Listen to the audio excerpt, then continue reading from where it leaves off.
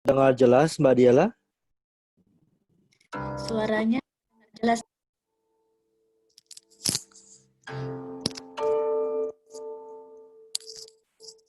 Kita dengan meditasi sebentar.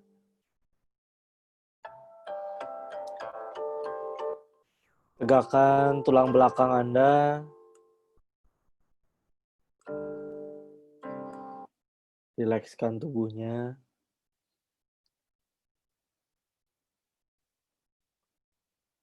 Sadari tubuh Anda sedang duduk di sini.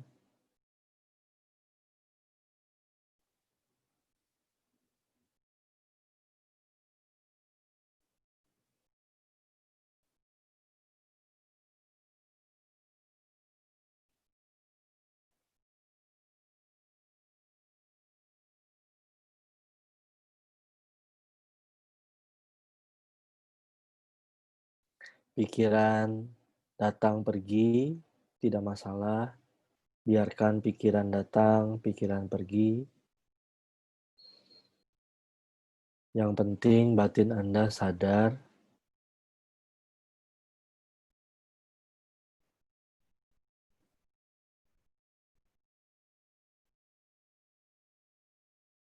Sadari keberadaan tubuh yang sedang duduk.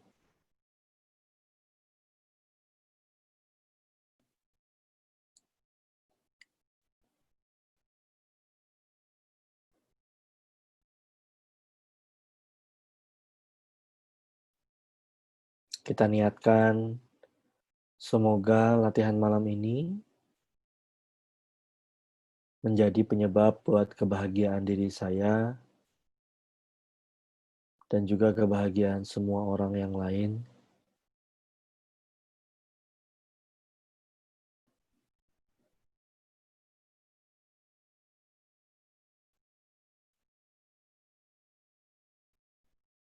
Semoga diskusi kita malam ini dan latihan kita malam ini menjadi sebab kebahagiaan dan kebijaksanaan seluruh makhluk dimanapun mereka berada.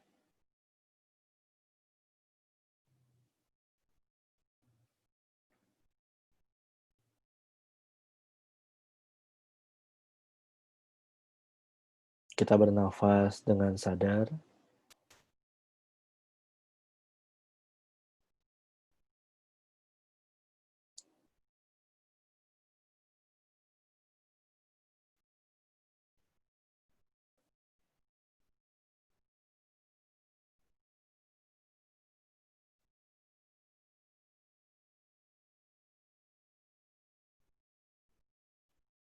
Sadari saja nafas masuk,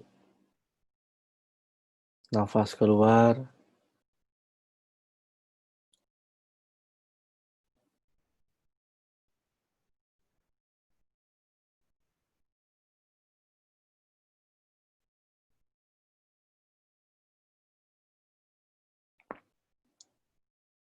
Kesadaran bersama dengan nafas kita.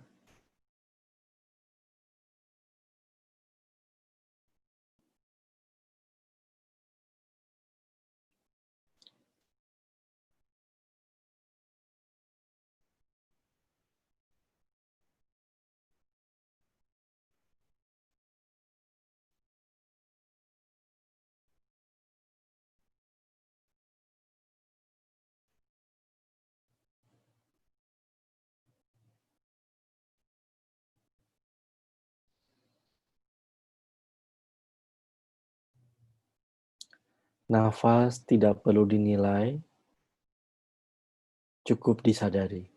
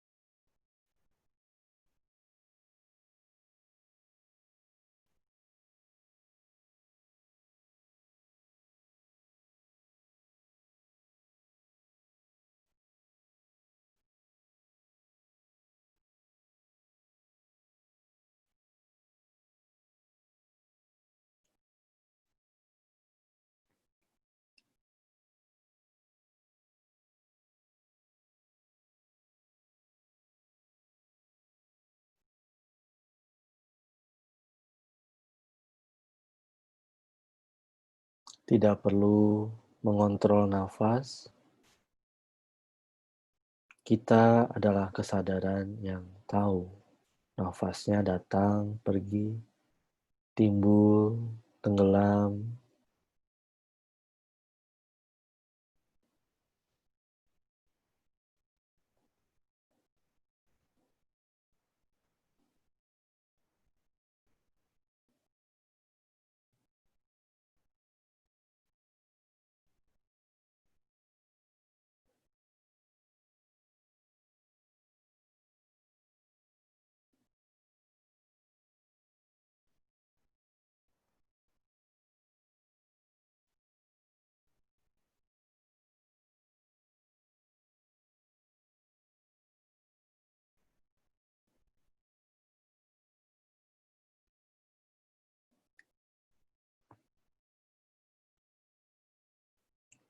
Sekarang, kesadaran arahkan ke bagian-bagian tubuh yang lain.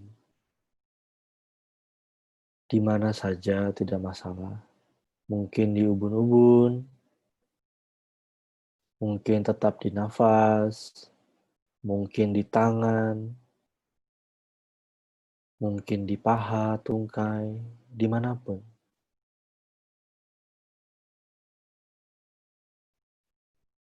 Kesadaran menyadari kontak sensasi tubuh.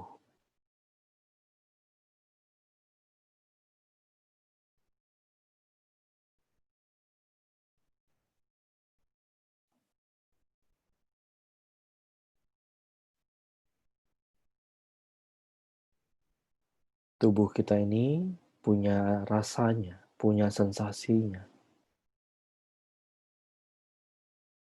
Kadang sensasinya rileks, menyenangkan, sadari, tidak perlu dihanyuti.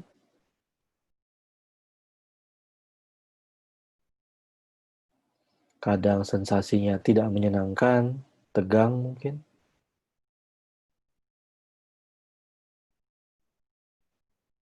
Tidak perlu hanyut juga, sadari. Atau biasa saja, sadari.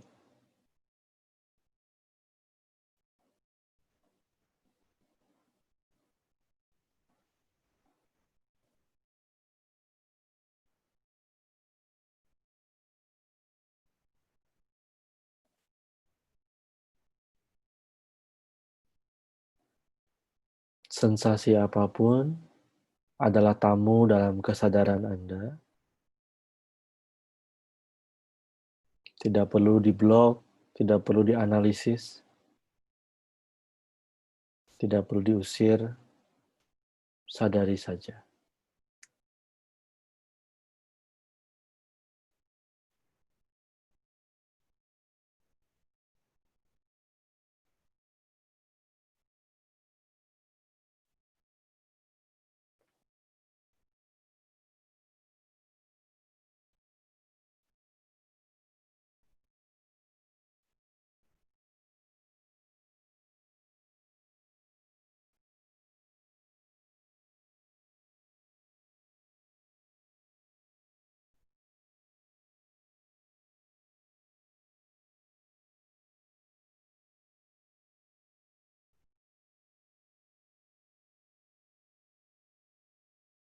Mungkin Anda melamun ke tempat lain, bawa kembali ke sini.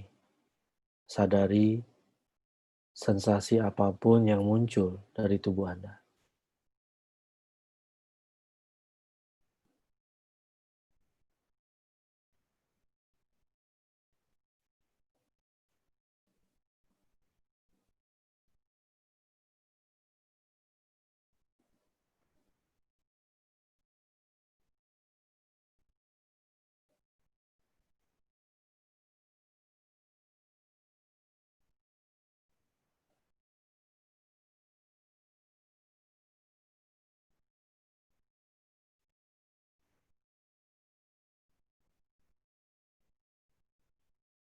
Sekarang bawa kesadaran menyadari kontak suara.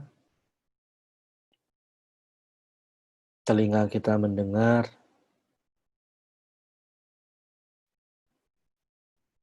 suara-suara di sekitar kita, Anda tidak perlu berusaha mendengar, santai saja rileks, telinga terbuka, batin sadar. Maka suara-suara itu akan datang kepada Anda. Saat suara terdengar, sadari, tidak perlu dianalisis ini suara apa atau bagaimana. Just be with the sound.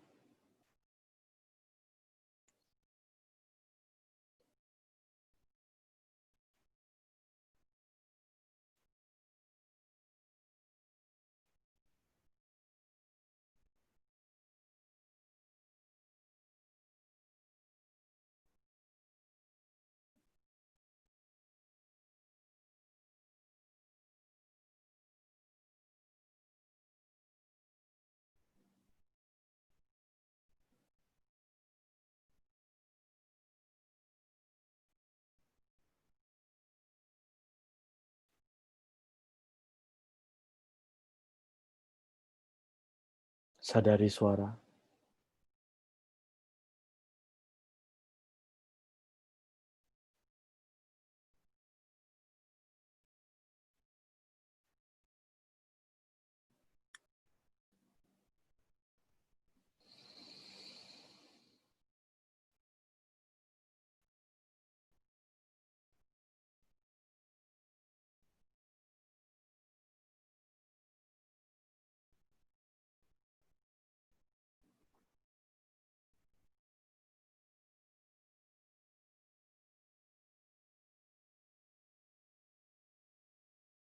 Kemudian kesadaran juga tahu kalau ada pikiran datang pergi.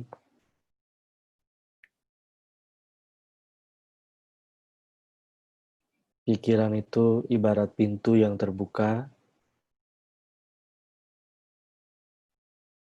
bisa masuk apa aja, bisa keluar apa aja. Pikiran tidak perlu diblok. Imajinasi atau percakapan apapun yang muncul dalam benak Anda, itu adalah tamu dari kesadaran, sadari saja.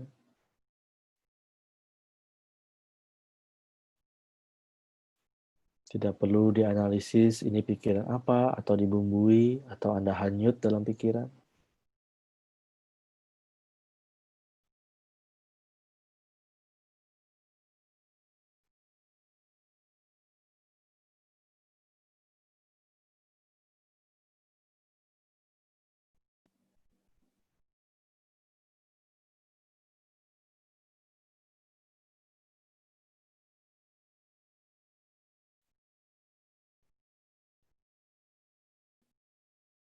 Jika tidak ada pikiran, tidak perlu dicari pikirannya. Siapa yang sadar kalau tidak ada pikiran?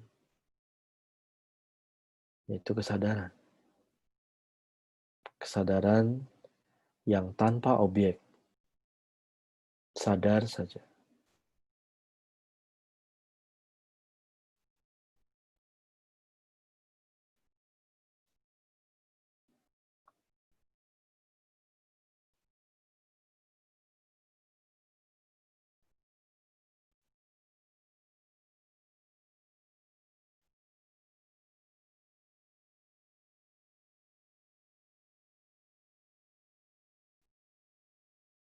Pikiran datang silih berganti, tidak masalah. Selama Anda memelihara kesadaran Anda,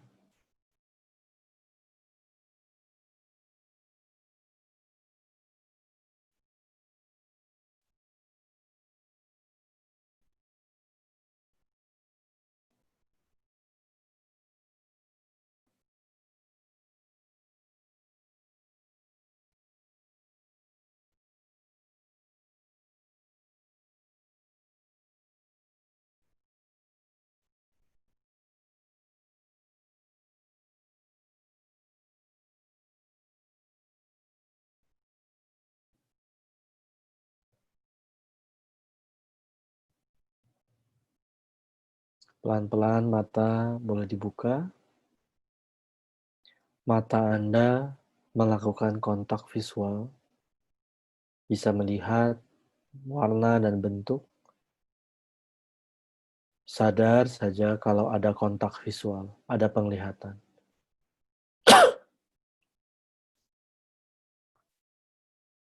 Tidak perlu dianalisis, tidak perlu diberi label apapun, sadar saja jika ada kontak visual.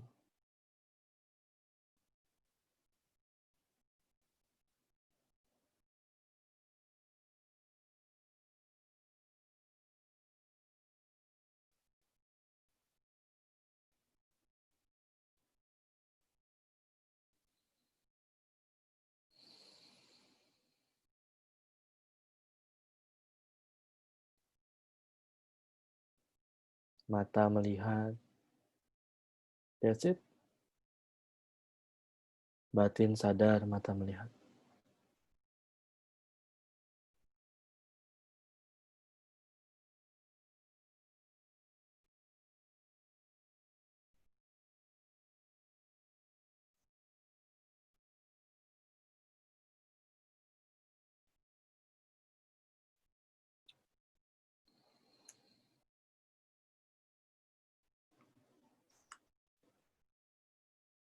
Sekarang lepaskan objek penglihatan Anda, tidak perlu lagi meditasi.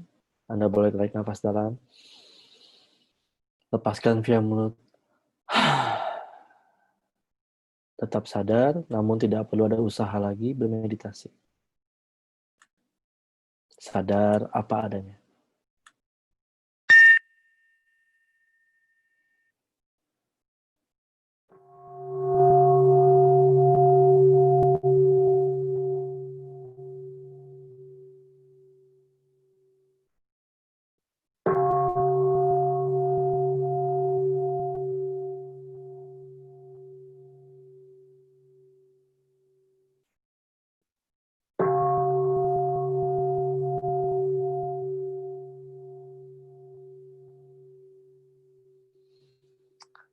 Oke, ya, selamat malam teman-teman. Oke, gimana? Apakah bisa mengikuti meditasinya dengan baik?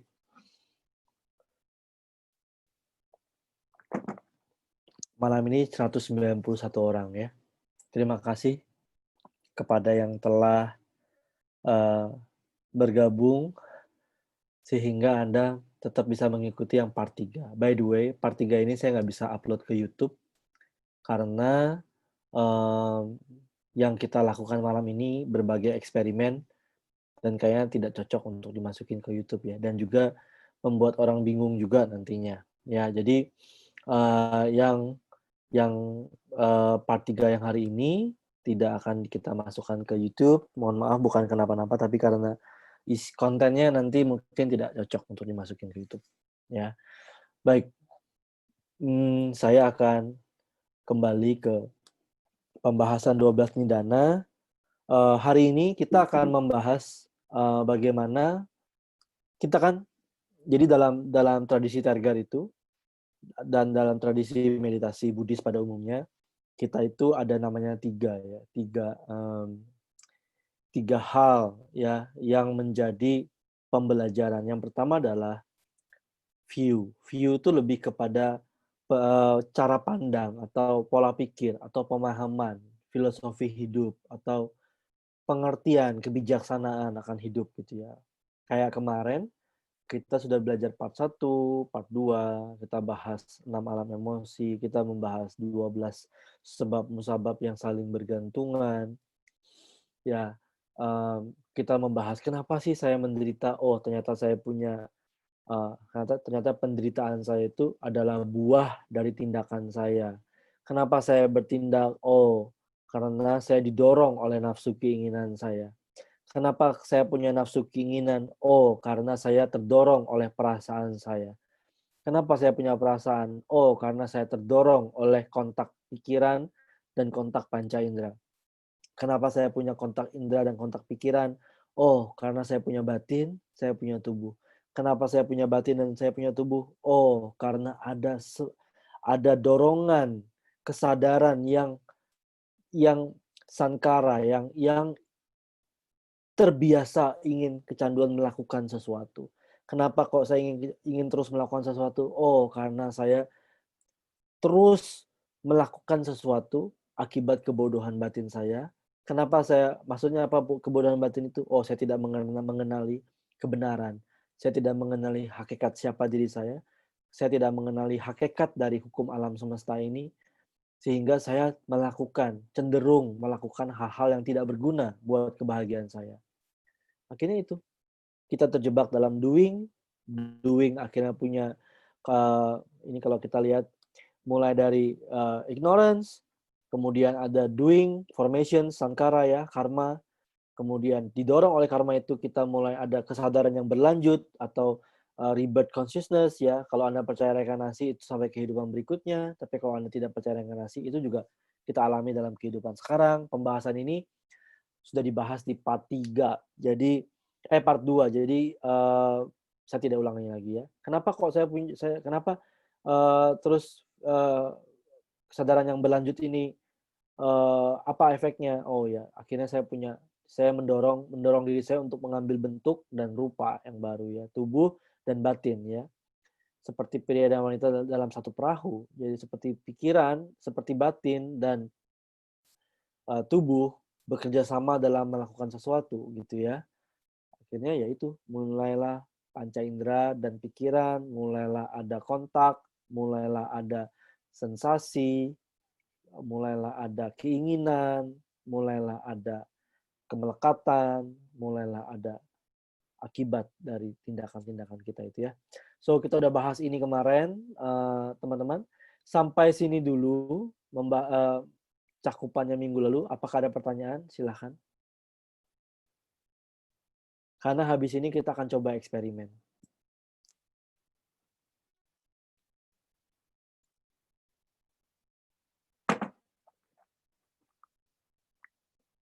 Kalau nggak ada pertanyaan, saya lanjut ya. Nah, kalau ada pertanyaan silahkan Anda raise hand, ya, nanti Mbak Diala bisa di-unmute, atau Anda boleh ketik di chat, nanti kita pilih pertanyaan yang relevan.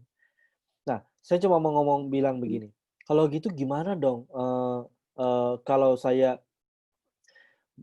akibat penderitaan saya sudah berbuah, sudah becoming, apa yang harus saya lakukan? Ya sudah, kalau sudah becoming artinya dia sudah hampir menjadi lahir kembali gitu, dalam artian kayak, oh, kalau kamu kebiasaan mencuri, selama ini mencuri nggak masalah, terus suatu saat akibat dari kebiasaan mencuri itu berbuah. Contohnya kita mulai ketangkep gitu sama polisi. Well, that's life gitu ya. Eee, tapi kalau sebelum becoming, maka kita mungkin masih bisa ngelakuin sesuatu ya. Contohnya nih, kalau kita punya kemelekatan, ya, oh saya melekat dengan sesuatu gitu ya, saya melekat dengan sesuatu gitu ya, maka kita mulai bisa bermeditasi dengan kemelekatan kita. Contohnya, saat kita punya perasaan melekat sekali dengan makanan, atau punya perasaan melekat sekali kecanduan dengan drama drama Korea contohnya, atau apa. Anda melekat dengan apa? Anda yang paling tahu kemelekatan Anda. Dan karena kita sendiri punya perjalanan hidup yang beda-beda, maka kita semua punya kemelekatan yang beda-beda juga. Kemelekatan satu orang dan yang lain, beda-beda. Saya melihat orang-orang zaman sekarang, orang yang melekat dengan sesuatu yang menurut dia baik, menyalahkan orang lain yang melekat dengan pilihan yang berbeda. Jadi orang-orang yang melekat saling menyalahkan karena beda objek kemelekatan gitu. Anda pernah lihat nggak? Ya jadi ada orang yang melekat sama figur tertentu atau pemahaman tertentu, kemudian sibuk nyalahin orang lain yang juga membalas karena dia melekat dengan pemahaman yang berbeda. Jadi dunia sekarang kan sebenarnya adalah perang kemelekatan ya, karena mereka melekat dengan sesuatu sehingga mereka memusuhi yang berlainan gitu ya. Ya. Tapi kalau kita punya kemelekatan, Anda perlu gunakan praktek kesadaran ini untuk melihat gitu. Oh ya, saya punya kemelekatan ini, ya. Kalau Anda telusuri lebih dalam, maka Anda bisa melihat tuh, ada rasa kayak grasping ya, berarti Anda kayak ingin mencengkeram sesuatu, ingin. Jadi Anda bisa rasain di meditasi, begitu Anda menyadari objek kemelekatan Anda, ada rasa ingin, rasa kayak ini ya, rasa craving, rasa ingin. Ya. Itu sadari itu. Kalau rasa craving ini disadari, dia nggak akan jadi kemelekatan. Ya. Tapi kalau rasa craving ini tidak disadari, dia akan jadi kemelekatan. Kalau rasa craving ini disadari, maka pelan-pelan kita bisa menemukan, oh iya ya, ada rasa. Suka dan tidak suka. Kenapa saya pingin itu? Karena saya suka. Oh ya, kita mulai bisa tuh menyadari, oh ada rasa suka, ada rasa tidak suka, ada ingin ini, ada tidak ingin itu. Jadi dalam meditasi kita begitu. Kalau kita rasa gatal mah rasa gatal kan rasa gatal aja, sensasi gitu ya. Tapi di sini kita ada rasa suka, rasa tidak suka. Terus kalau kita keterusan tidak ada kesadaran di situ, maka kita akan ingin menggaruk terus, contohnya gitu ya. So Anda bisa lihat ini di meditasi Anda ya. Nah, kalau feeling ini suka dan tidak suka kita sadari saja, maka dia tidak akan menjadi keinginan, nafsu keinginan. Ya. Di sinilah peranan meditasi. Kalau Anda suka kopi, itu normal. Oh ya, saya suka kopi. Tapi ya udah, suka kopi tidak harus jadi punya nafsu ingin punya nafsu ingin kopi terus gitu. Ya, ya suka kopi is natural. I like coffee. Ya udah gitu. Rasa sukanya gimana? Ya udah sadari rasa sukanya. Dan jujur aja, oh ya saya suka kopi gitu. Gitu. Tapi kalau seandainya rasa suka dan tidak suka ini terlalu berat buat Anda, kalau Anda udah tahu teknik Tergar, meditasi emosi kan, kita melakukan meditasi emosi sebenarnya dalam level yang ini, feeling sensation ini, Vedana, ya. Tapi kalau Rinpoche bilang, kalau kalian rasa suka dan tidak sukanya terlalu besar, maka ya udah mundur ke objek yang lain. Mundur ke objek yang lain apa? Ya udah, kita sadari aja kontak. Ya udah meditasi objek mata, meditasi objek pendengaran, meditasi objek penciuman, gitu ya. Karena rasa suka dan tidak suka itu bermula dari kontak panca indera dan kontak pikiran.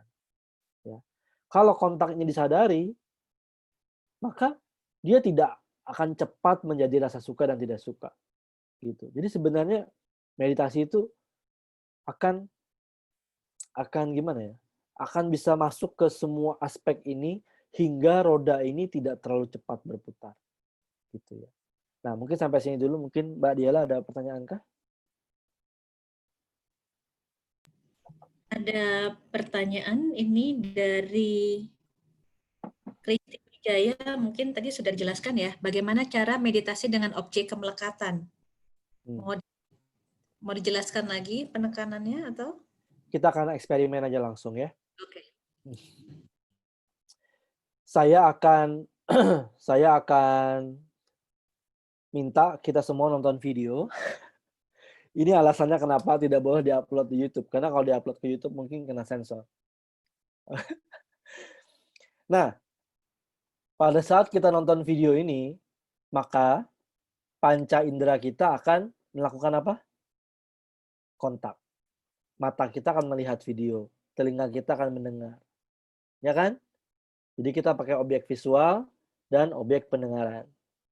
Nah, tapi juga pasti pikiran akan muncul. Kan ibarat pikiran kan seperti pintu yang terbuka. Kemarin kan kita bilang gitu ya di gambar ini.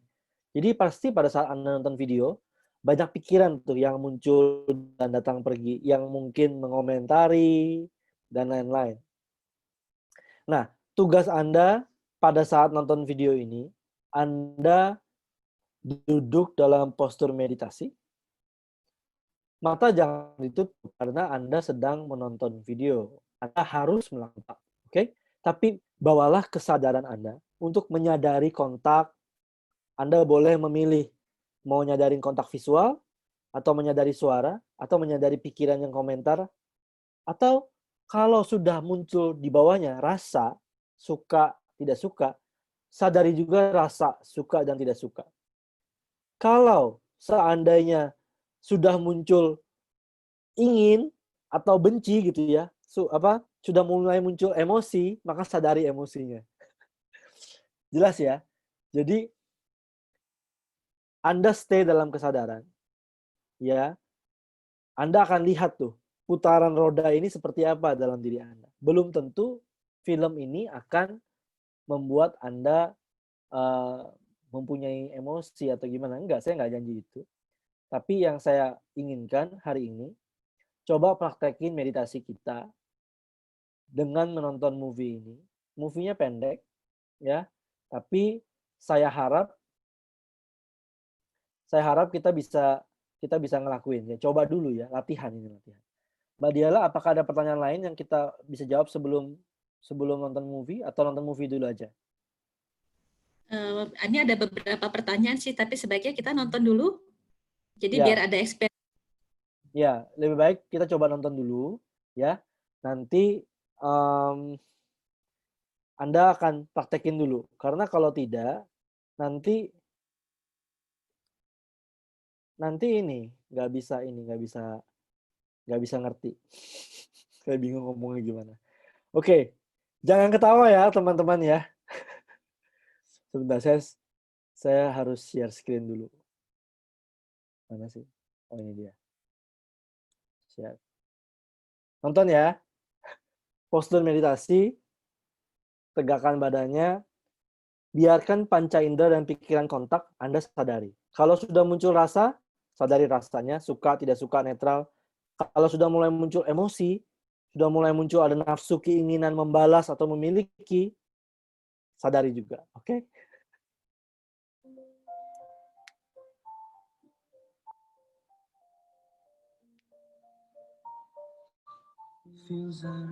Sadari. You can see I remember.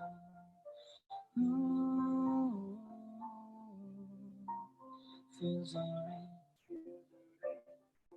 rain. Nhìn sâu đôi mắt trong màn đêm kia lấp lánh những ánh sao, là khi cơn mưa đã rơi về nơi ấy. Giọt mưa đêm nay biết em kề bên ai. Jangan lupa dengan meditasi Anda.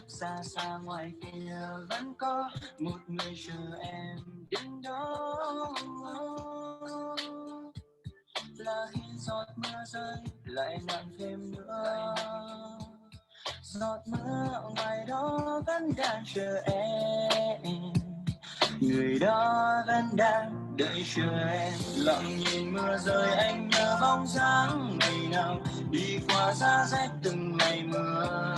Lặng lẽ nắm bàn tay em và nhẹ ôm em trong vòng tay anh. Hát cho em nghe hàng ngày về mưa nhẹ bay lên cao và rơi như đôi ta dần hướng rồi lại thôi. Okay, baby, I'm not a big boy, nhưng anh sẽ chỉ làm những điều mà em chỉ thích thôi. Để đôi tay này mỗi đêm lại nhẹ nhàng được ôm. Sadari kontak. Rồi anh lại cái té để hôn lên đôi bờ môi của ai. Sao anh không thể quên khi hoàng hôn lại buồn. Sao anh vẫn thấy nhớ thật nhiều chúng đôi. Khi thật vu vơ ta dạy nhau đến hàng giờ, nhưng anh vẫn chỉ yêu em. Trong tim vẫn mãi để chờ tình yêu thì ai sẽ có. Trên đời ai sẽ yêu nhau. Nhưng ta yêu nhau được bao lần sống động hay không mấy cần phải phần đâu rồi anh lại lo một điều, một ngày mai khi em không còn được nữa thì khi đó sẽ là lúc chỉ còn anh với người nhớ bên màn mưa đã xót yêu em rồi. Ai nói gì thì anh cũng biết vì bọn họ đâu phải là anh với bọn họ đâu cùng cảm xúc. Anh sẽ viết, anh sẽ ca lên những khúc ca dệt anh trong mơ để cho em biết rằng anh yêu em và tình này sẽ không chỉ là mơ. Lặng nhìn mưa rơi anh nhớ bóng dáng nào. Jika ada rasa atau keinginan, sadari.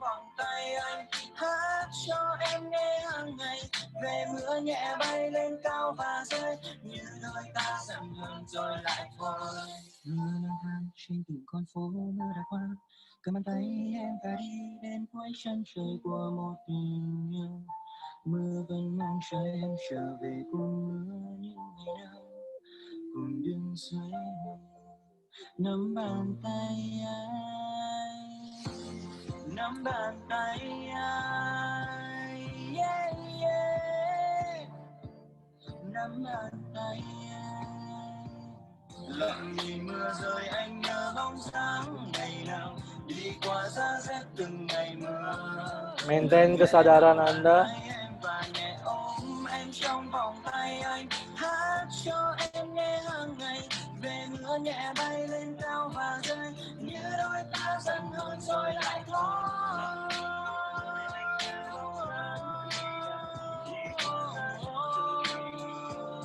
Lặng lẽ nắm bàn tay em và nhẹ ôm em trong vòng tay anh, hát cho em nghe hàng ngày về mưa nhẹ bay lên cao và rơi, như đôi ta giận hờn rồi lại thôi. Sadari kalau ada pikiran, rasa, Feel the rain on the sky. jika terlalu berat, kembali ke sadari kontak. I remember.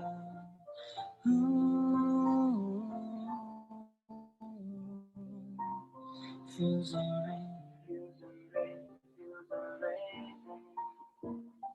Nhìn số đôi mắt trong màn đêm kia lấp lánh những ánh sao, là khi cơn mưa đã rơi về nơi ấy. Giọt mưa đêm nay biết em kề bên anh, tỉnh giấc mỗi sáng xa xa ngoài kia vẫn có một người chờ em đứng đó. Là khi giọt mưa rơi lại nặng thêm nữa, giọt mưa ngoài đó vẫn đang chờ em, người đó vẫn đang đợi chờ em. Lặng nhìn mưa rơi anh nhớ bóng dáng ngày nào đi qua giá rét từng ngày mưa. Lặng lẽ nắm bàn tay em và nhẹ ôm em trong vòng tay anh, hát cho em nghe hàng ngày về mưa nhẹ bay lên cao và rơi, như đôi ta giận hờn rồi lại thôi. Baby, I'm not a big boy, nhưng anh sẽ chỉ làm những điều mà em chỉ thích thôi. Để đôi tay này mỗi đêm lại nhẹ nhàng được ôm em trong vòng tay say đắm, và rồi anh lại cái khẽ để hôn lên đôi bờ môi của ai. Sao anh không thể quên khi bóng hôn lại buồn, sao anh vẫn thấy nhớ thật nhiều dù đôi khi thật vu vơ ta giận nhau đến hàng giờ, nhưng anh vẫn chỉ yêu em, trong tim vẫn mãi để chờ tình yêu thì ai sẽ khó sống trên đời ai sẽ yêu nhau. Nhưng ta yêu nhau được bao nhiêu sống đâu đây không mấy cần phải quen đâu, giờ anh lại lo một điều một ngày mai thì em không còn cần nữa thì khi đâu sẽ là lúc chỉ còn anh với nỗi nhớ bên màn mưa đã chót yêu em rồi. Ai nói gì thì anh cũng biết vì bọn họ đâu phải là anh với bọn họ đâu cùng cảm xúc. Anh sẽ viết anh sẽ ca lên những khúc ca dễ anh trước mơ để cho em biết rằng anh yêu em và tình đời sẽ không chỉ Tetap là sadar, lặng nhìn mưa rơi anh nhớ bóng dáng ngày nào đi qua giá rét từng ngày mưa. Lặng lẽ nắm bàn tay em và nhẹ ôm tetap em sadar, trong vòng tay anh, hát cho em nghe hàng ngày về mưa nhẹ bay lên cao và rơi, như đôi ta giận hờn rồi lại thôi. Mưa lang thang trên từng con phố, mưa đã qua cầm bàn tay em ta đi đến cuối chân trời của một tình yêu. Mưa vẫn mong cho em trở jika ada rasa di tubuh Anda, sadari, cùng đứng dưới mưa nắm bàn tay anh, nắm bàn tay anh, yeah, yeah. Nắm bàn tay anh. Lặng nhìn mưa rơi anh nhớ bóng dáng ngày nào đi qua giá rét từng ngày mưa. Lặng lẽ nắm bàn tay em và nhẹ ôm em trong vòng tay anh, hát cho em nghe hàng ngày về mưa nhẹ bay lên cao và rơi, như đôi ta giận hờn rồi lại thôi.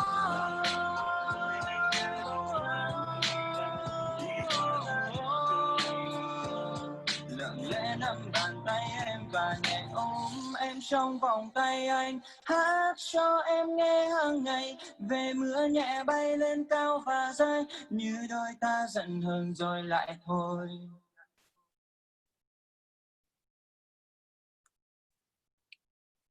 Oke, sekarang tetap sadari apa yang ada dalam diri Anda. Jika masih ada perasaan, sadari perasaan itu. Perasaan hanyalah perasaan.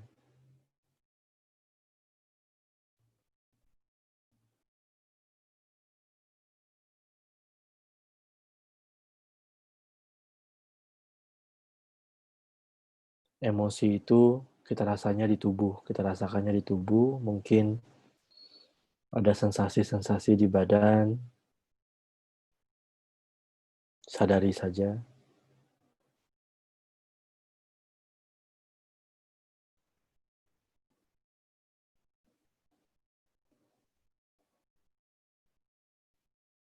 Mungkin pikiran malah jadi banyak.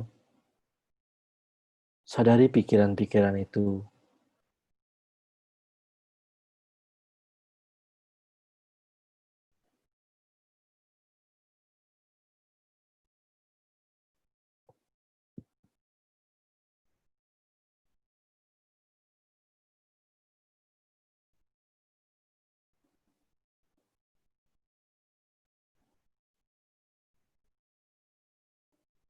Kemudian kita beristirahat dalam kesadaran yang tahu bahwa semuanya ini terjadi. Kita bukanlah pikiran kita bukanlah emosi kita adalah kesadaran. Beristirahat dalam kesadaran itu apa adanya, sadar saja.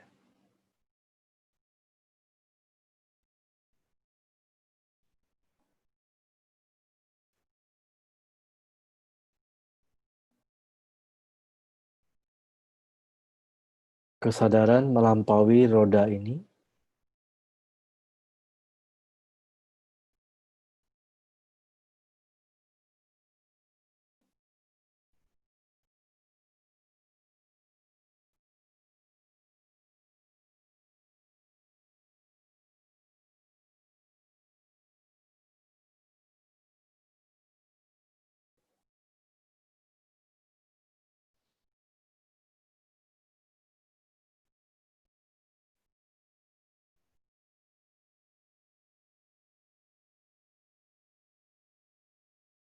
Oke, sudah.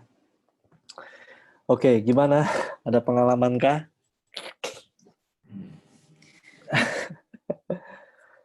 Ya, itu adalah simulasi kehidupan kita sehari-hari ya. Kita kehidupan sehari-hari kan terlibat dengan banyak cerita, banyak drama.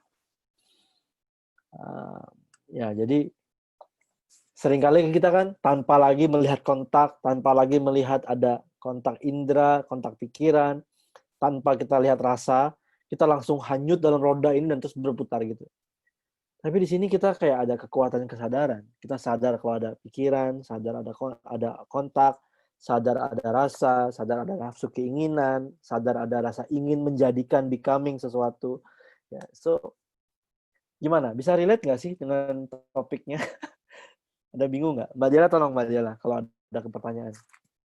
Ini ada 2 pertanyaan yang sebelum kita nonton film tadi, tapi ternyata sangat berkaitan. Saya bacakan dua-duanya langsung ya, karena berkaitan. Ya. Dari Elviko, sebenarnya siapa diri yang memulai semua ini kok? Starting point-nya itu siapa? Dan kenapa tiba-tiba muncul dari seorang makhluk yang dipenuhi kebodohan? Just curious. Lalu dari Feblia Lubina, Dok, bagaimana meditasi dengan memutuskan rantai 12 sebab akibat, terutama di rantai nomor 1, yaitu blind? Ya, ini pertanyaan yang baik. Saya boleh agak egois nggak? Oke, saya tunjukin gambaran dulu ya, bentar. Ini pertanyaan yang bagus ya.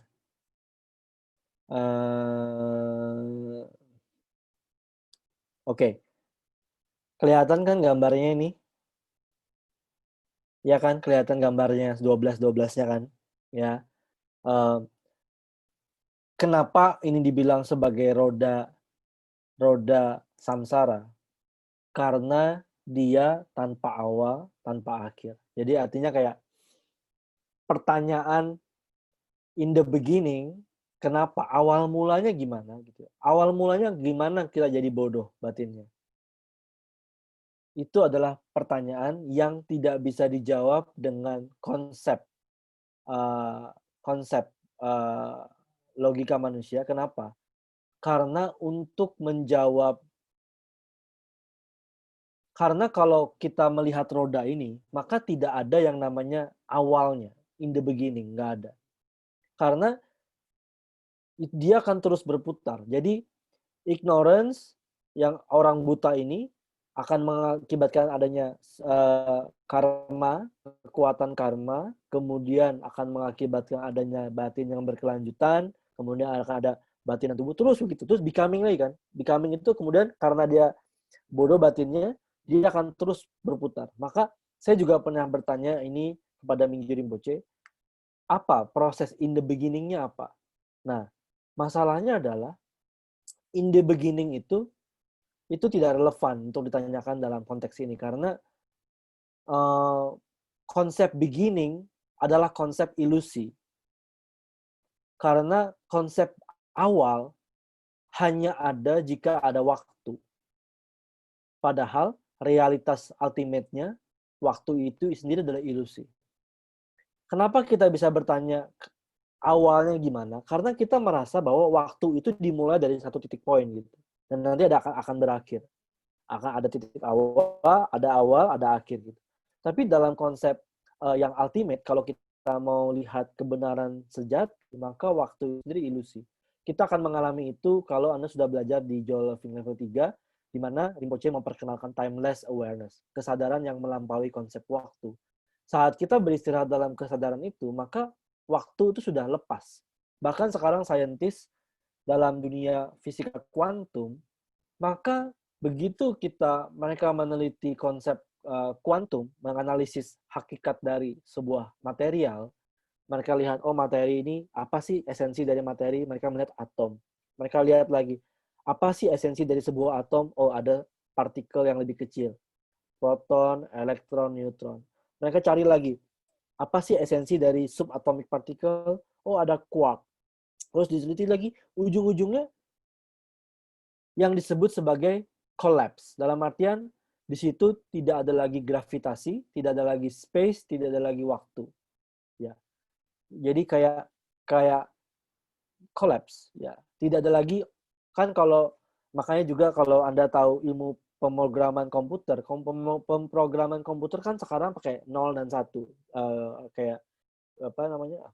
Pasti namanya numeriknya apa sih? 0, 1 ya. Nah, ada lagi namanya yang disebut quantum computing. Artinya dia sudah melampaui konsep 0, 1, yes and no, permanen atau tidak permanen, ada atau tidak ada. Nah, konsep yang dibahas awalnya gimana, itu tidak relevan lagi saat Anda sudah masuk dalam timeless awareness. Karena konsep waktu sudah jadi collapse di situ. Contohnya pada saat Anda sadar begini. Pada saat Anda sadar in the moment, apakah in that very moment ada waktu? Coba sekarang Anda rest in awareness, sadar aja.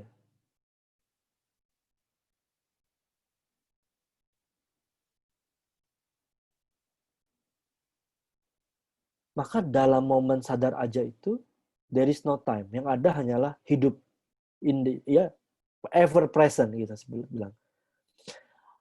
Awal dan akhir itu adalah konsep pikiran. Ya. Cerita kan, pikiran kan bercerita. Ya. Cerita itu bikinan pikiran. Ya. So, tapi secara filosofis kita bisa bahas beda itu, tapi tidak sekarang karena Anda harus melalui proses meditasi dulu. Itu akan dibahas Mingyur Rinpoche di Joy Living Level 3 dan Path of Liberation. Ya. Nah, tapi pertanyaan yang kedua tadi yang terkait bagaimana kita memutuskan mata rantai yang nomor 1 itu yang ignorance. Ya, bertahap. Ada cara sistematisnya. Yang dipatahkan adalah nanti kalau Anda terus berlatih meditasi di kurikulum Tergar, maka saat ini yang terbuka buat umum kan Joy Living Level 1 tuh, ya. Maka Anda belajar menyadari kontak. Makanya Rinpoche ajarin meditasi objek bentuk, objek suara, objek nafas, objek taste, objek sensasi tubuh. Kemudian juga Rinpoche ajarin meditasi pikiran, ya. Oh, ada pikiran, sadari pikiran gitu. Kemudian sadari kontak sudah ya, sadari feeling, sensasi. Kalau ada emosi, suka, tidak suka, atau yang lebih besar, marah, benci, 6 alam emosi itu, ya. Benci, cemburu, keinginan, desire, kebodohan, itu semua kita kan pelajari di Joel 1 kan. Dengan menyadari itu saja, maka kita sudah memperlambat kontaknya dan mulai melihat bahwa oh iya ya, ternyata semua ini tuh kayak kebodohan gitu ya. Nah, akhirnya pelan-pelan Anda akan bisa melihat karena rodanya ini sudah semakin lambat berputar, Anda bisa lihat pangkalnya. Nah, itu makanya Rinpoche ajarin di Joel 3 melihat ini nih, melihat si babi, si ignorance-nya, konsep diri yang salah itu seperti apa, konsep ego, itu tuh dibahas dicabutnya di Journaling Level 3. Makanya kenapa tujuan dari meditasi, kalau boleh bilang nih, bukanlah ketenangan. Karena Anda setenang apapun, selama Anda masih bodoh, Anda masih akan berputar-putar di sini saja, nggak kemana-mana. Mungkin lebih lambat, gitu. Mungkin tampaknya hidup Anda begitu indah, gitu. Tapi ya Anda hanya di alam surga itu aja. Nanti Anda turun lagi, gitu. Ya mungkin lebih lambat hidupnya. Makanya kenapa meditasi awalnya memang penting untuk mencapai sedikit kualitas ketenangan, tapi tidak berhenti di ketenangan batin. Meditasi tujuannya adalah mencabut kebodohan batin, yaitu ujungnya adalah kebijaksanaan. Oke? Mbak Diala. Ini 2 pertanyaan terkait juga sama-sama menanyakan tentang craving. Dari Gita, selama ini kan hidup kita selalu digerakkan oleh craving. Ketika kita sadari craving tersebut lewat meditasi, bolehkah tetap diikuti cravingnya dengan sadar? Lanjut dengan pertanyaan Hen, jika craving ini salah satu rantai, mungkinkah kita memutus rantai sebab akibat ini dengan menyadari si craving ini, Dok? Ya, benar. Dengan menyadari craving, kita sudah bebas dari craving. Ya kan? Coba deh. Kalau kita udah menyadari ada craving, maka kita sudah tidak lagi berada dalam zona yang sama dengan craving itu. Kita adalah kesadaran yang menyadari, oh ada toh namanya craving. Oh ada rasanya seperti ini toh. Tapi kita bukan lagi si craving, kita kesadaran. Anda boleh ikuti, boleh tidak. Tapi jangan salah. Apapun yang Anda lakukan akan ada akibat becoming-nya. Ya kan? Wait. Ini kan craving nih. Ya kan? Craving. Habis craving apa? Kemelekatan. Habis kemelekatan apa? Becoming. Kejadian gitu. Nah, jadi kalau Anda sudah menyadari craving, maka craving itu berhenti jadi craving. Gitu. Tapi kalau Anda terus-terus menurutinya, maka Anda perlu pertanyain, kalau bukan craving yang mendorong Anda melakukan sesuatu, apa terus? Hanya ada 2 pilihan. Anda didorong oleh craving atau Anda didorong oleh kebijaksanaan. Gitu. Kalau Anda tidak didorong oleh kebijaksanaan, most of the time Anda masih didorong oleh craving. Mungkin cravingnya sudah mulai minimal aja gitu. Itu yang membuat kenapa perbedaan orang yang cerah sama kita yang belum cerah adalah bukan berarti orang yang cerah itu tidak melakukan apapun gitu. Tapi apa motivasi di belakangnya itu gitu. Kalau kita sekarang kerja, kita pengen bahagia. Iya, oke. Maksudnya pengen bahagia gimana? Gue pengen kaya. Jadi kita tuh didorongnya oleh pemahaman salah, kebodohan batin. Kita berpikir kebahagiaan itu ada di materi contohnya gitu. Meskipun secara logika kita bisa tahu, oh ya itu ilusi. Tapi kita tak berdaya, kita didorong oleh craving kita. Kita tetap menjalani hidup dengan cara yang sama meskipun logika kita mengerti. Logika mengerti belum tentu roda ini berhenti gitu. Roda ini terus berputar karena dia ada dorongan kebiasaan di situ. Nah, terus kalau terus-terusan berbuah jadi tindakan, maka mungkin kalau Anda sudah mulai meditasi, Anda mulai pelan-pelan menyadari craving, kemudian lama-lama Anda menyadari, terus gue harus ngapain lakuin itu ya? Kalau itu nggak berguna buat saya gitu ya. Lama-lama Anda bisa membalikkan roda ini gitu. Tapi kalau tidak, maka kita tetap akan melekat dan kita akan masuk dalam becoming dan akan melahirkan tindakan-tindakan lain dan kita akan memutar siklus yang sama gitu. Dan kita tahu semakin kita sering melakukan sesuatu, maka sesuatu itu akan semakin kuat dalam pola habit kita gitu. Demikian pula meditasi. Mbak Diala. Tadi ada yang angkat tangan nggak? Tadi kalau saya ada yang angkat tangan. Sudah saya cek, nggak ada. Oh ya udah. Gimana? Pertanyaan tadi terjawab dengan baikkah? Tadi siapa yang nanya? Gita ya? Ada Gita, ada Hen yang nanya soal craving. Kalau Gita dan Hen belum jelas, maka bisa angkat tangan ya. Nanti bisa di-unmute supaya aku bisa lebih ngerti dimensi pertanyaanmu apa gitu. Dan by the way, karena saya di sini bukan guru, maka saya menjawab cuma sebatas logika saya aja ya. Dan pemahaman yang saya pelajari. Kalau Anda merasa tidak setuju, nggak apa-apa. kita akan bisa tanyakan ini pada saat Minggu Rinpoche datang atau nanti kalau ada kelas atau apa. Lanjut. Gak ada ya, Mbak Diala?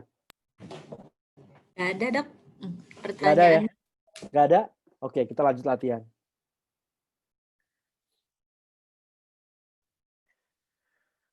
Oke, sekarang kita akan latihan dengan objek emosi.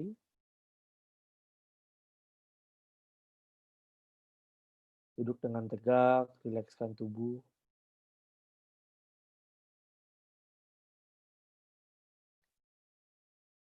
Kalau Anda punya emosi tertentu, sadari emosinya.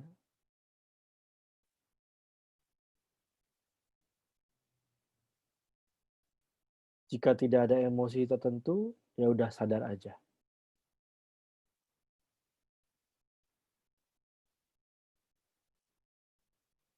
Dan tentunya panca indera kita akan terus melakukan kontak, pikiran kita juga akan terus melakukan kontak.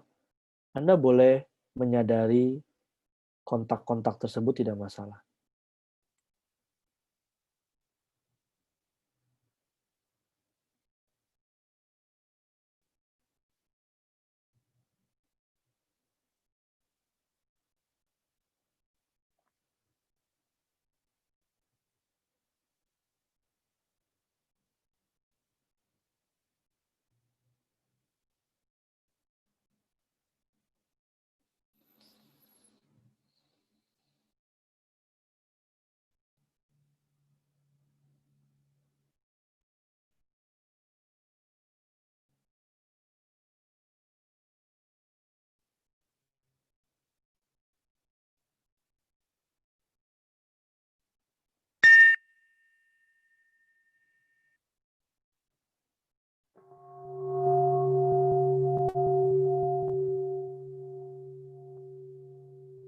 Semua kontak panca indera dan pikiran adalah tamu kesadaran kita.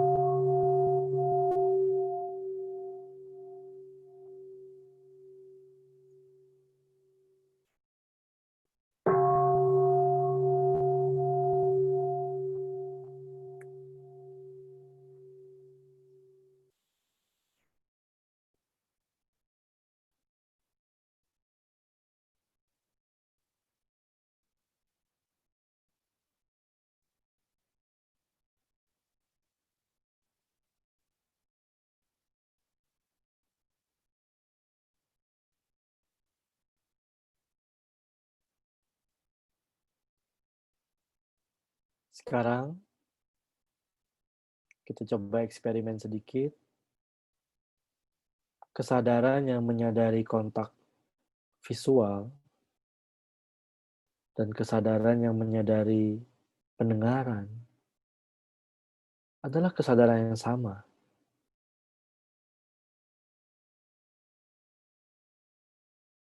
Demikian juga kesadaran yang menyadari pikiran dan kesadaran yang menyadari sensasi tubuh juga adalah kesadaran yang sama, tak terbagi.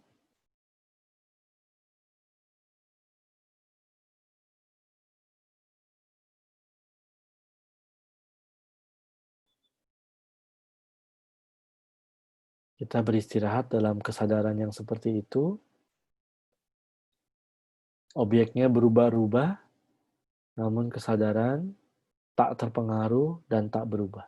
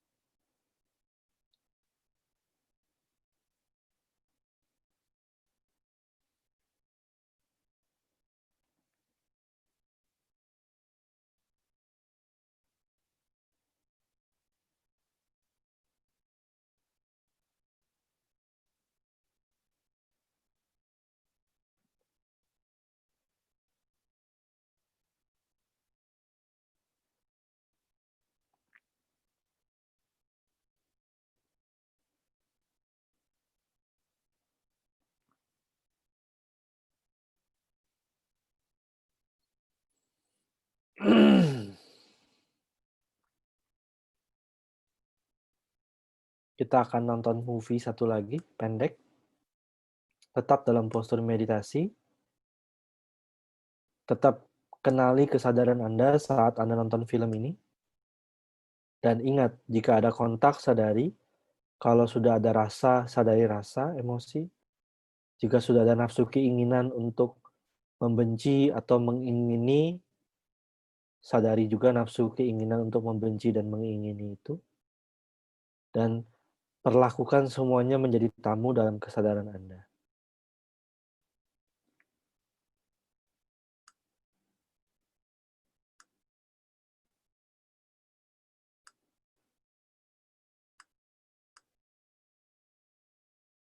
อยากตัดใครออกจากชีวิตไหมอยากตัดใครออกจากชีวิตไหมทำไมน้องไม่รักษาของเลย คนที่คุณคิดว่า ชีวิตคงจะดีกว่านี้ถ้าไม่มีเขา เราจะแก้น้องเข้าใจไหม เห็นไหมน้องตัวแค่เนี้ย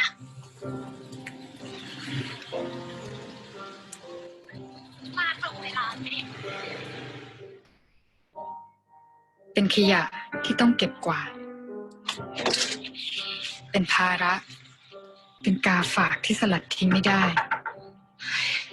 Tetap sadari. รอเป็น1 ปี เดี๋ยววันนี้ฉันเลี้ยงเอง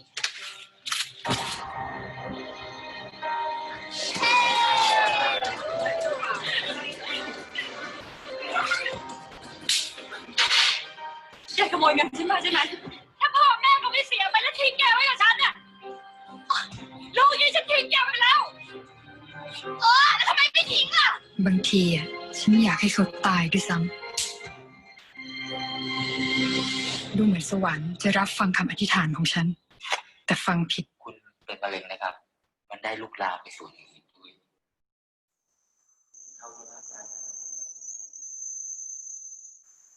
Sadari kontak. คนที่กำลังจะตายดันกลายเป็นฉันซะเอง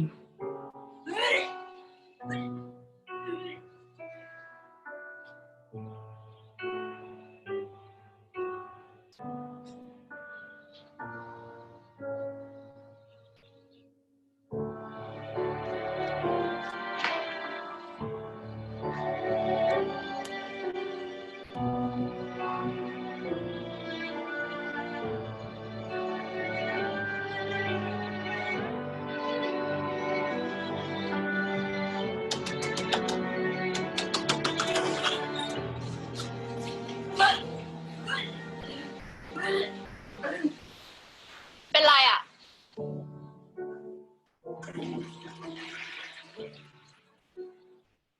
เป็นไรอ่ะ เปล่าไม่ได้เป็นอะไร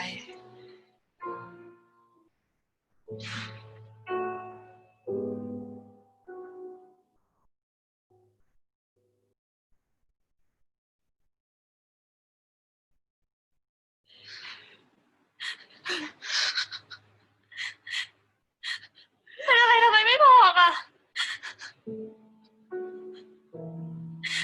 ฉันมีแกอยู่แค่คนเดียวนะ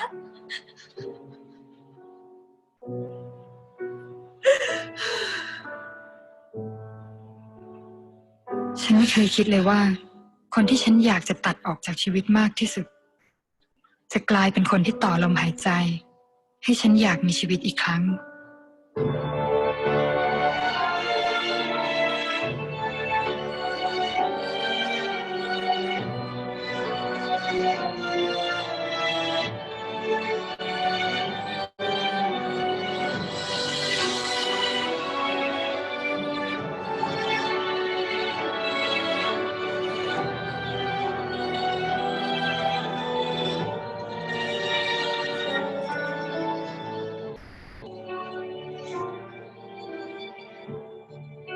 ผมสวยเชียวนะ สิ่งที่น้องให้ฉันในวันนั้น มันมากกว่าแค่เส้นผม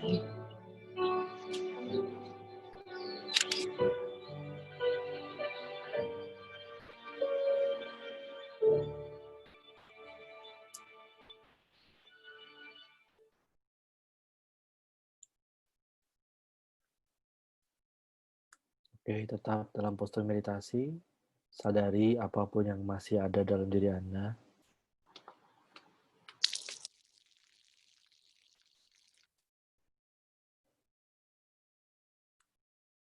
Jika ada pikiran, sadari pikiran.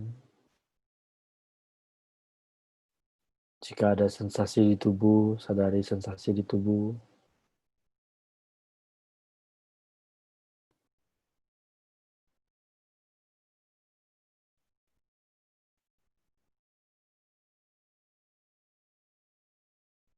Semua kontak, pikiran, keinginan, perasaan itu hanyalah tamu dalam kesadaran kita.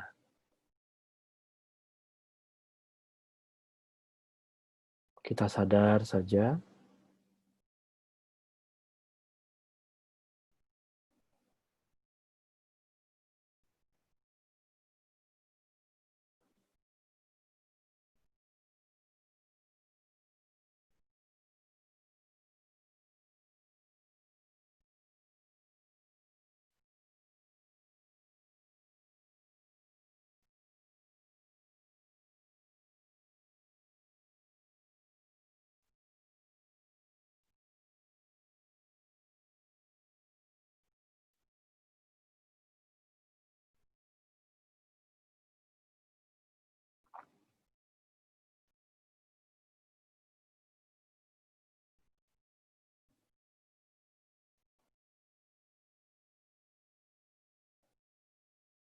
Oke, lepaskan objek apapun itu, beristirahat dalam kesadaran yang terbuka. Tidak perlu lagi berusaha meditasi, tetap sadar saja.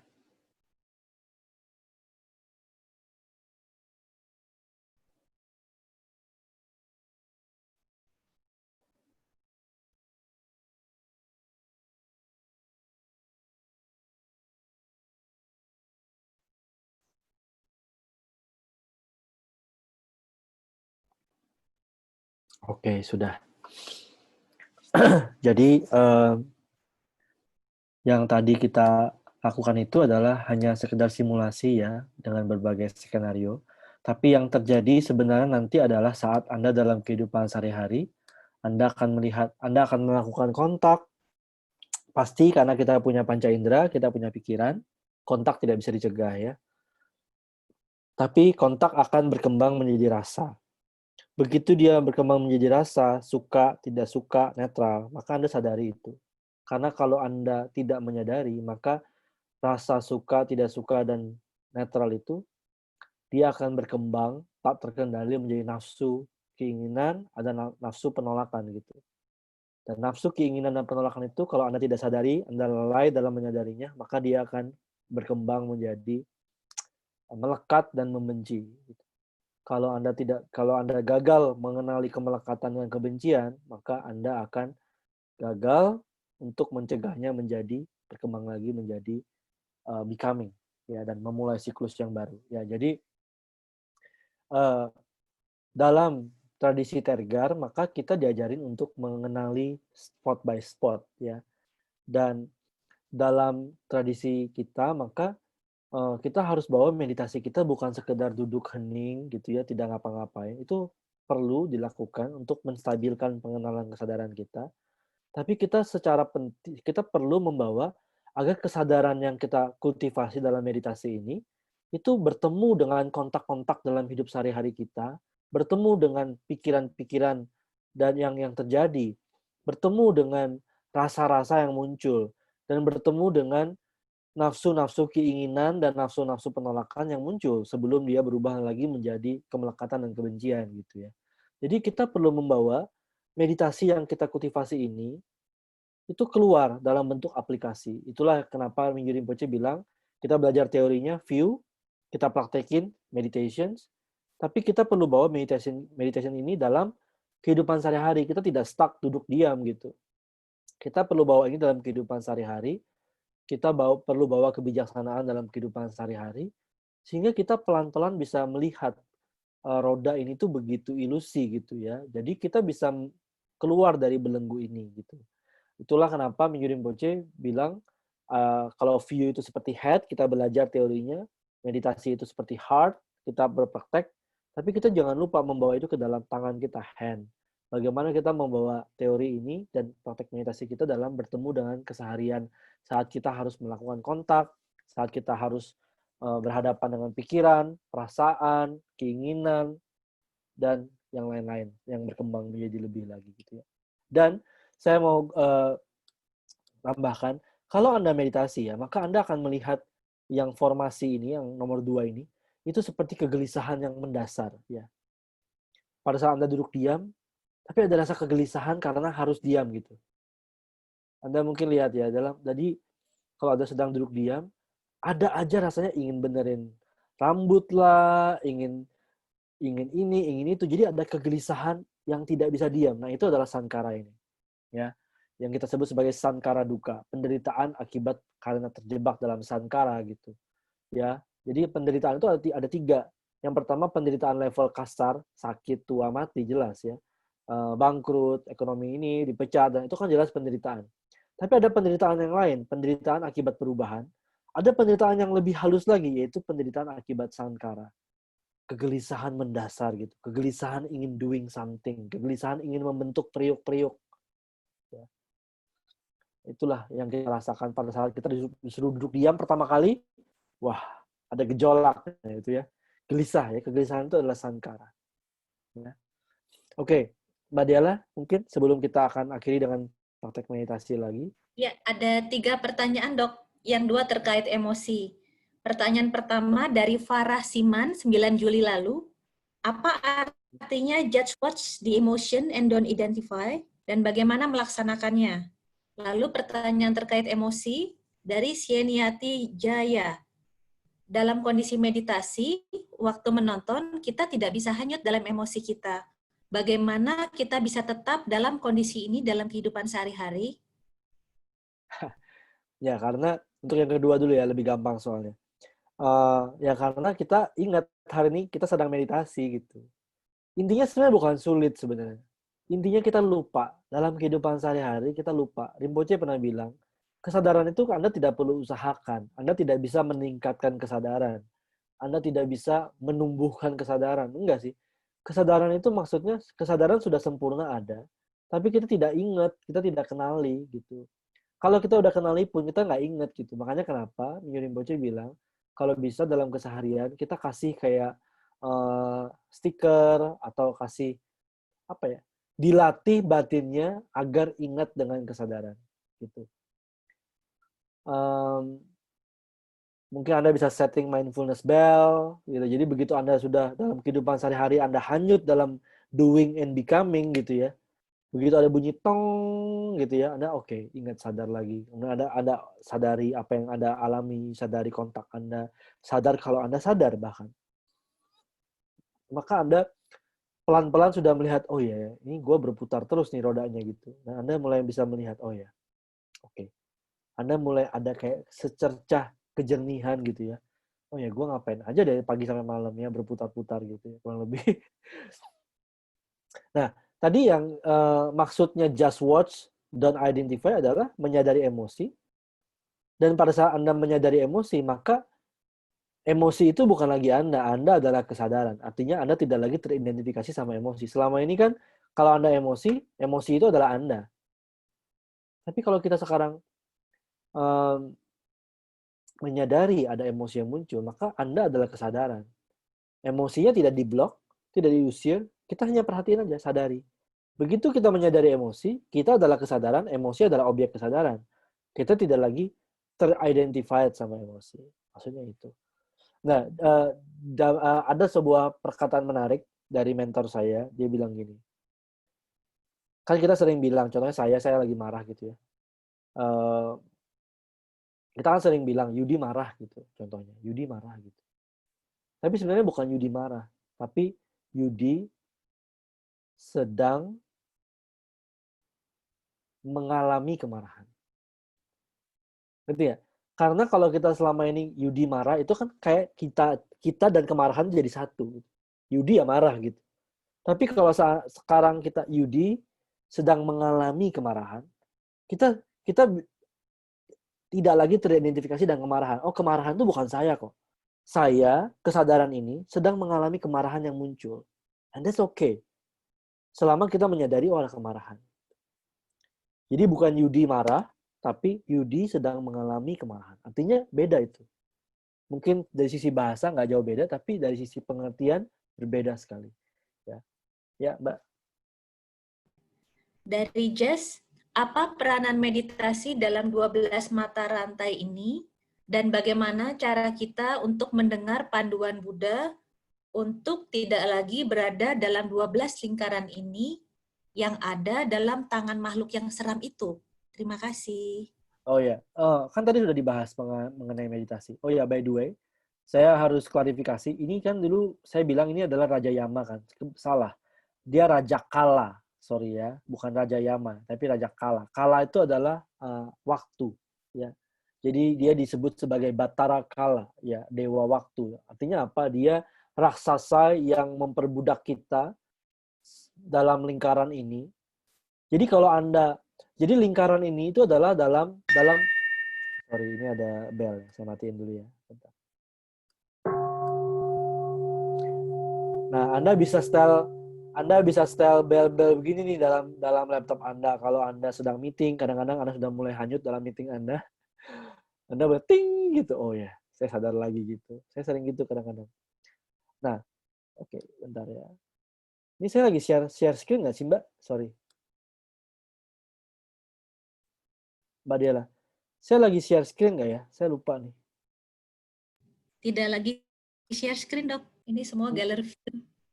Oh, sorry. Saya harus share screen. Bentar ya, supaya Anda lihat ya. Wait. Ini masih pertanyaannya masih seputar emosi dan ada satu pertanyaan tentang apa itu sankara. Yang emosi. Sankara, benar. Saya bahas dulu yang tadi itu siapa. Nah, ini adalah Batara Kala ya. Jadi saya waktu itu saya bilang Raja Yama, salah. Saya ketukar. Ini adalah Batara Kala, ini adalah penguasa waktu. Anggapannya adalah waktu ya. Jadi kita ini berputar-putar itu hanya dalam dimensi waktu. Dalam dimensi absolut sudah tidak ada waktu. Dia makanya disebut Buddha ini di luar konsep waktu, karena waktu itu ilusi, ya. Kalau Anda terjerat dalam waktu, Anda berarti masih terjerat dalam sini gitu ya. Nah, makanya pertanyaan yang di awal tadi, awal mula itu tidak relevan, karena awal mula itu hanya ada dalam konsep waktu, ya. Nah, begitu Anda mempertanyakan awal mula, artinya Anda sudah dalam dimensi ini, gitu ya. Nah, dan kalau kita roda ini semakin cepat berputar, mulai dari kita tidak mengerti, terus kita melakukan kebiasaan, terus hanyut, habit, dan lain-lain, maka roda ini kan makin lama makin berputar. Tambah lagi sosial media kita sekarang, makin banyak kontak yang kita lakukan dalam sosial media kita. Artinya makin banyak pikiran yang muncul, makin banyak perasaan yang muncul, makin banyak nafsu keinginan atau nafsu membenci yang muncul. Ya, jadi putaran roda ini di akhir-akhir waktu-waktu zaman ini semakin cepat berputar. Makanya seakan-akan 24 jam pun tidak pernah cukup gitu. Ya. Nah, makanya kenapa kita perlu memperlambat putarannya dengan cara meditasi kesadaran gitu. Tadi kan sudah dibahas ya. Terus mendengar tuntunan Buddha, oke, ini jadi pertanyaan yang terlalu religius, tapi Buddha itu artinya sadar. Ya, Buddha dari bahasa Sanskerta, itu artinya awaken atau sadar. Kayak Anda dalam mimpi atau pada saat Anda meditasi, Anda hanyut, melamun, tahu-tahu Anda, oh ya sadar lagi gitu. Kayak ada rasa bangun, kayak rasa cerah gitu ya. Kayak sadar, oh ini dari tadi gue mimpi ngelamun ngapain aja. Atau delusi Anda kayak, oh ya itu adalah ilusi saya. Nah, orang yang disebut sebagai Buddha adalah orang yang sadar. Artinya simple, ingatlah tentang kesadaran. Dalam artian, kalau Anda emosi, ingat. Ada kesadaran yang mengawasi emosi. Jangan hanya emosi, tapi ada kesadaran yang sedang mengawasi emosi. Saat Anda punya keinginan ingin melakukan sesuatu, tidak hanya keinginan yang ada di situ, tapi juga ada kesadaran yang tahu ada keinginan itu. Jangan hanya cuma keinginan saja, tapi Anda ingat dengan kesadarannya. That's why that's the Buddha in this realm gitu. Oke, Mbak Diela. Mau dijawab yang sankara dulu atau langsung ke emosi, Dok? Oke, sankara panjang penjelasannya. Kayaknya waktunya nggak cukup untuk membahas Sankara. Kapan-kapan. Tapi Sankara Anda bisa rasakan seperti kegelisahan karena terkondisi. Ya. Contohnya Anda gini ya, Anda ngerasa ketidakbahagiaan yang mendasar. Contohnya Anda merasa tidak bahagia dan Anda merasa kalau saya punya mobil mewah, saya akan lebih bahagia. Begitu mobil mewah yang didapat, mungkin kebahagiaannya bertahan 1 bulan, 2 bulan, terus Anda kembali ke ground zero, di mana Anda tidak puas akan segala sesuatu, kegelisahan ingin mencapai sesuatu lagi, itu Anda mencapai sesuatu yang mungkin Anda liburan ke Hawaii gitu. Di Hawaii Anda 1 hari, 2 hari, Anda senang, tapi kemudian balik lagi ke ground zero lagi, kayak rasa gelisah, tidak bahagia, terkondisi. Ya, kayak life could be more, life could be better gitu. Terus kalau Anda duduk begini, kayaknya ada rasa gelisah ingin gerak. Seakan-akan kalau gerak itu life could be better gitu. Padahal gerak-gerak terus gitu. Kita nggak tahan untuk just be and mengenali kebahagiaan sejati gitu. Karena kita tidak mengenali kebahagiaan sejati, makanya kita terjebak di Sankara. Makanya kenapa ketidakmampuan kita untuk mengenali hakikat diri kita dan mengenal kebahagiaan sejati disebut sebagai kebodohan batin. Orang buta. Ya.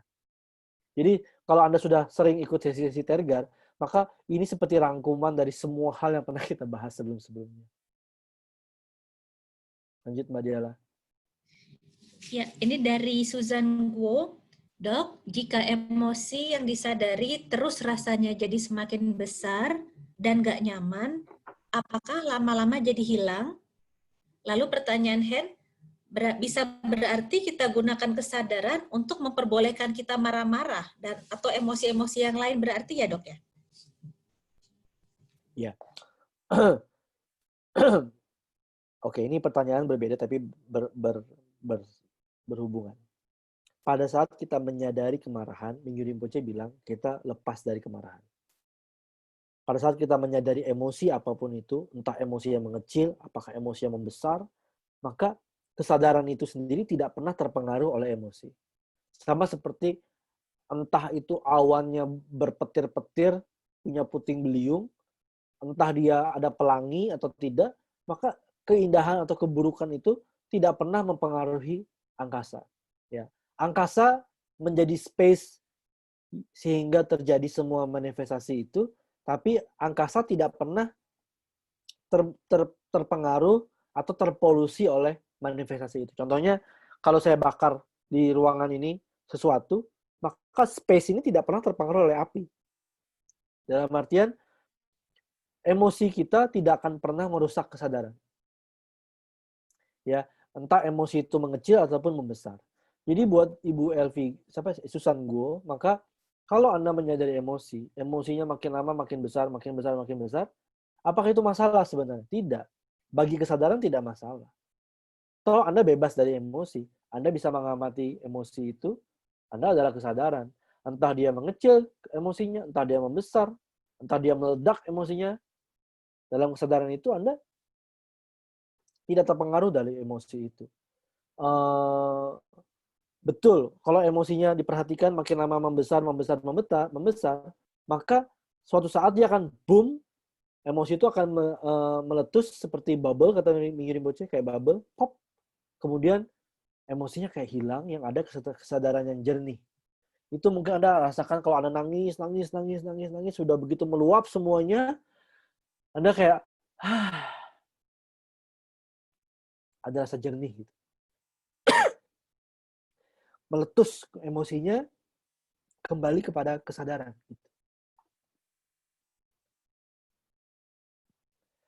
Apa masalahnya kalau emosi makin besar? Masalahnya di sini nih, saya tunjukin ya.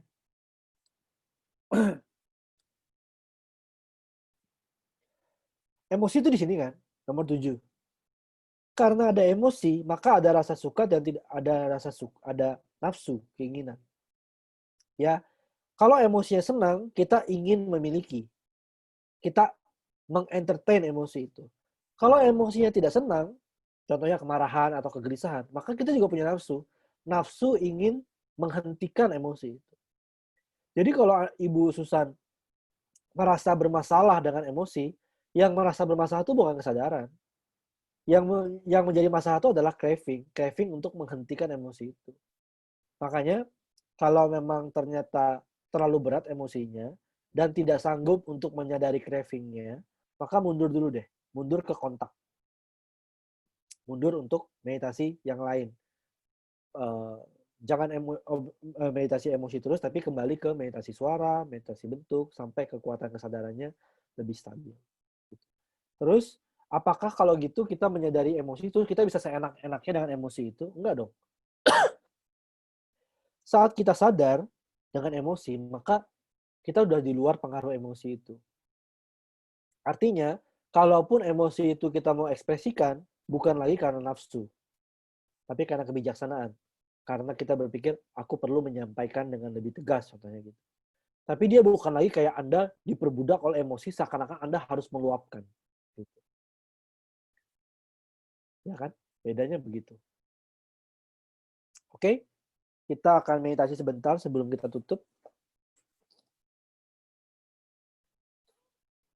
Tegakkan tulang belakang, rilekskan tubuh.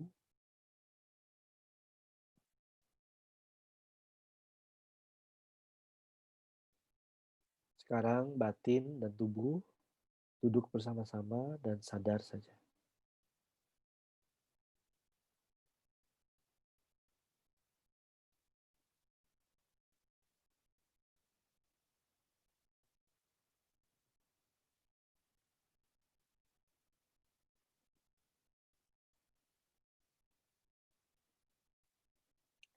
Belajar untuk memaintain kesadaran Anda.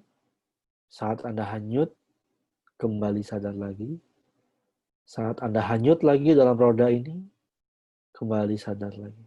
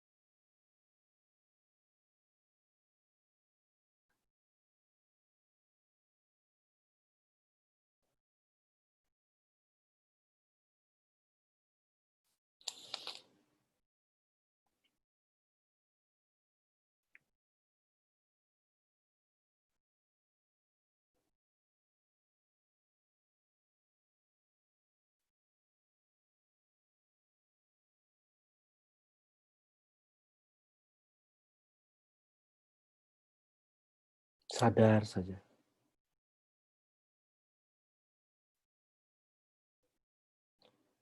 Intinya bukanlah Anda punya nafsu atau rasa atau apapun. Esensinya adalah apakah Anda sadar apa tidak.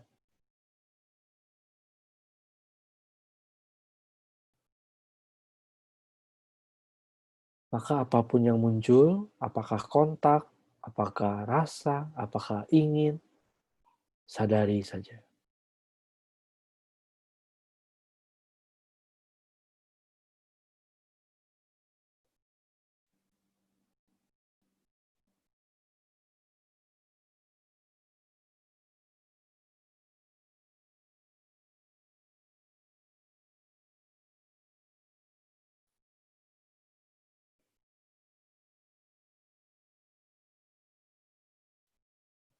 Oke, sudah selesai. Saya ada satu hal yang kelupaan penting banget. Minggu lalu itu ada pertanyaan dari Mbak Mira kalau nggak salah tentang, kan kita hidup pasti kontak dong. Masa kita jadi antisosial gitu ya? Kurang lebih pertanyaan saya lupa. Betul teman-teman. Kita kan nggak mungkin hidup sekarang, apalagi zaman sekarang kita kan bukan hidup sebagai petapa ya. kita hidup sebagai manusia di dunia modern, kita pasti banyak kontak. Eh, maka kita ini pasti kontak gitu. Tapi saya melihat bahwa seringkali banyak kontak yang kita tidak perlu lakukan, ya. Karena kita sekarang kecanduan untuk sibuk karena sankara kita gitu, kita gelisah. Makanya banyak orang yang nggak betah di rumah, mereka pengen kontak ke mall, kontak ini, kontak itu gitu ya. Kalau nggak bisa kemana-mana, kontak online kan gitu kita ya. Tapi sebenarnya apakah kita perlu sesibuk itu gitu? Saya rasa nggak. Ada 2 buku yang saya mau rekomendasikan. Salah satunya adalah The Joy of Missing Out. Anda tolong cari buku itu tentang slow living. The Joy of Missing Out. Itu menurut saya buku yang menurut saya cukup baik ya. Eh, kita kenapa sih kecanduan untuk kontak gitu ya? Sebenarnya dalam hidup ini kita tidak harus selalu kontak gitu. Tapi bukan berarti kalau kontak itu salah gitu. Tapi kalau kita kontak, kita jangan lupa membawa kesadaran saat kontak. Itu poinnya. Kalau Anda mulai muncul sensasi, feeling, emosi, jangan lupa membawa kesadaran saat Anda punya rasa itu. Karena siapa yang menyadari ada sensasi itu, feeling, emosi itu? Kesadaran kan? Tapi Anda lupa dengan kesadaran gitu. Demikian pula saat Anda punya nafsu keinginan, jangan lupa mengenali kesadaran saat Anda punya nafsu keinginan. Gitu. Tapi pesannya adalah kalau bisa, karena roda ini berputar terlalu cepat buat kita, maka coba kurangi kontak gitu. Ya itu pesannya sih ya. Sebisa mungkin usahakan ada waktu-waktu khusus yang Anda dedikasikan untuk menyendiri dan berlatih meditasi secara lebih rutin gitu. Demikian mungkin Mbak Diala, terima kasih banyak telah meng-host-kan sesi malam ini. Seperti biasa, kalau Anda ingin mensupport acara ini, Anda boleh capture foto ini atau capture slide ini kalau Anda tergerak untuk berdonasi untuk kebutuhan ini. Terima kasih banyak kita dedikasikan, semoga latihan dan pembelajaran saya malam ini menjadi penyebab semua makhluk bebas dari penderitaan, dan semoga hati semua makhluk terbuka dan kebijaksanaan mereka memancar dari dalam. Terima kasih semuanya, sampai jumpa di lain kesempatan. Thank you Mbak Diela. Terima kasih, Dok Yudi. Ya, bye-bye teman-teman. Makasih ya telah bergabung malam ini. Bye-bye.